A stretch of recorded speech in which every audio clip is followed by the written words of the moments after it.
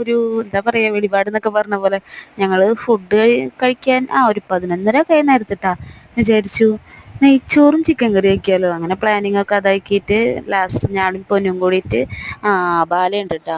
അങ്ങനെ ഞങ്ങൾ ഇതേ ചിക്കൻ വാങ്ങിക്കാൻ പോയി. പിന്നെ അതിന് വേണ്ട സെറ്റപ്പ് കുറച്ച് പരിപാടിയൊക്കെ ഉണ്ടല്ലോ, കുറച്ച് സാധനങ്ങളൊക്കെ അല്ലറ ചില്ലറ സാധനങ്ങളൊക്കെ ഞങ്ങൾ മേടിക്കാൻ വേണ്ടി കയറി. അങ്ങനെ അതൊക്കെ മേടിച്ചു. ചേച്ചിയാട്ടാ വെച്ചത്. അങ്ങനെ ചേച്ചി റൈസും വെച്ചു.